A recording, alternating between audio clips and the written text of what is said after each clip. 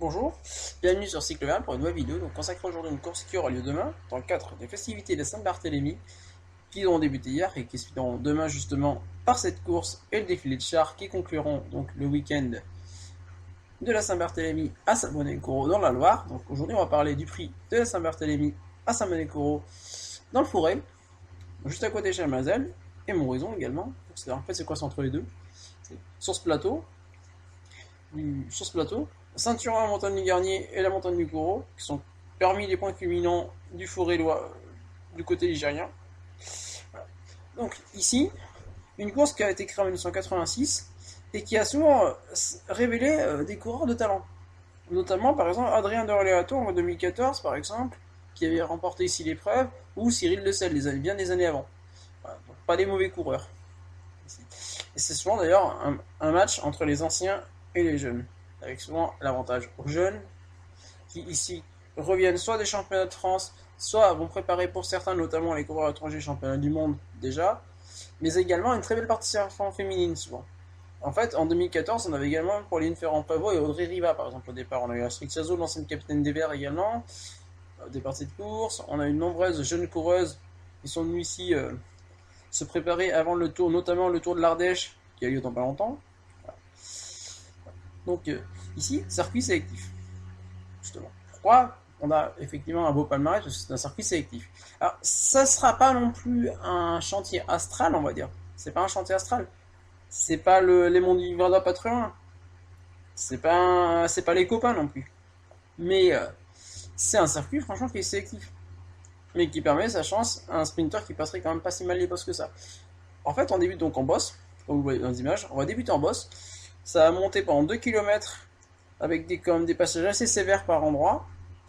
Et ensuite, ici, pas de descente. Ce qui rend le circuit, justement, ce qui fait sa difficulté de circuit, c'est qu'ici, il n'y a pas de descente, c'est un plateau. Donc, ici, ça va commencer à bien rebombarder généralement, ou alors tu peux essayer de rentrer. Vraiment, tu peux rentrer si tu grimpes. Si tu as un peu de. Si tu sulfureté un peu, tu peux rentrer. Donc, la descente, on arrive sur un plateau donc, qui a été passé par le Tour de France il y a 2 ans. Ensuite, on redescend, on pique. Là, la descente est très rapide. Par exemple, il y a 2 ans, en fait, justement, avec un vent d'eau, on avait fait des pointes après 80 km/h ici. Après, on arrive dans un virage.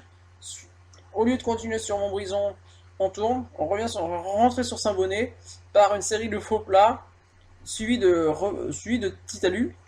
Ce qui, en fait, effectivement, fait qu'en fait, on a un circuit quand même qui est compliqué.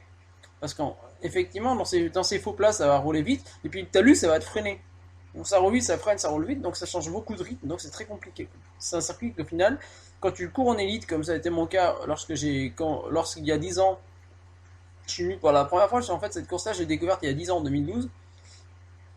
C'est une course, effectivement, qui, quand tu la cours en 3 sur 100 km, ça va être très compliqué. Ça va être très dur. En fait, elle est hyper usante, elle est hyper exigeante, en fait.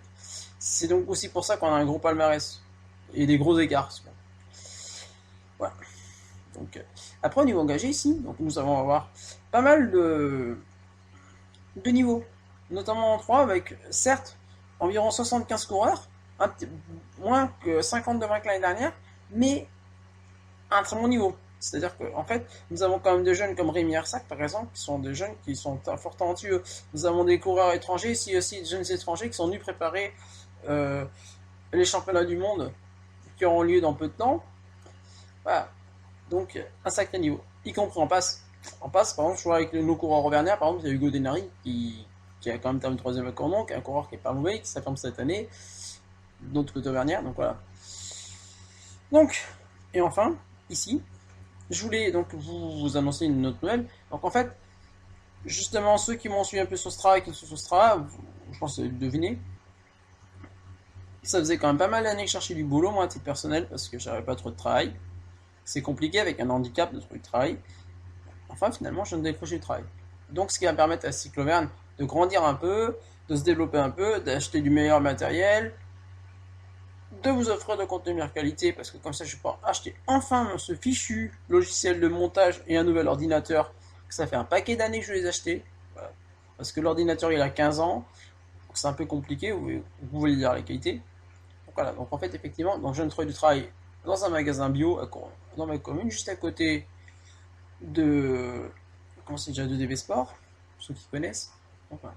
Donc c'est un CDI, en plus, j'aime bien un CDI, puis bon, c'est pas payé, c'est pas payé les 100 et les 1000, c'est pas, aussi pas autant payé qu'architecte, mais voilà, ça me permettra quand même d'avoir une petite aisance d'acheter du matériel, ou de financer ma saison. Donc c'était Lionel de la chaîne Cycle Auvergne. Bonne soirée. Pensez à vous abonner, à liker, à commenter, voire à partager. Et puis bon week-end à tous. Au revoir.